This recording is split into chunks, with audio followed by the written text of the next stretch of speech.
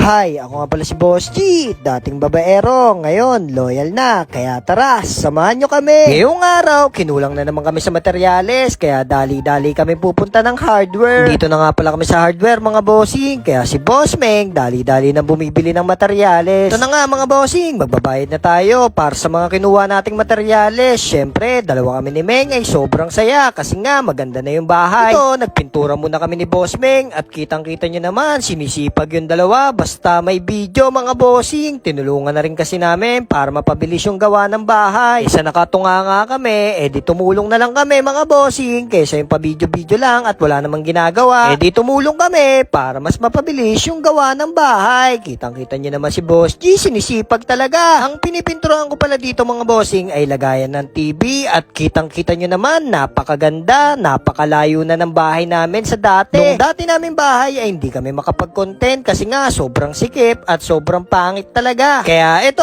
dumating na yung sofa bed natin mga bossing. Ilalagay na natin sa loob at tapos ko na rin palang pinturahan. Hindi ko akalain mga bossing, napakaganda ng bahay. Hindi na siya katulad dati na hindi kami komportable. Kaya ito mga bossing, pinaset up na natin yung sofa bed natin para naman makita natin kung perfect ba talaga dito sa bahay. At kasi pangarap lang namin to ni Meng na tumira sa kondo. Pero ngayon, dito na kami tumitira na parang kondo mga bossing kasi nga napakaganda. At ayan na nga mga bossing, nakabit na nila kuya at kitang-kita nyo naman, bagay na bagay sa TV namin yung sofa bed. Kitang-kita nyo naman si Boss Meng ay komportable na sa bahay namin na parang kondo. Pangarap lang kasi namin dati to, pero ngayon natutupad na namin dahil ito sa mga suporta nyo mga bossing. Kaya lubos na nagpapasalamat ako sa mga followers namin at dito binabantayan ko nga pala yung manggagawa para naman bilisan nila. Babantayan ko sila na magdamag mga bossing hanggang makauwi sila. Dito, pinag-roaming muna namin si Topi at si Freya para pagdating nila sa bahay ay malinis na sila. At ipapakalbo nga pala natin si Topi, etong kulay brown mga bossing, at ito naman si Freya, yung kulay puti na napakukulit. Kitang-kita nyo naman mga bossing,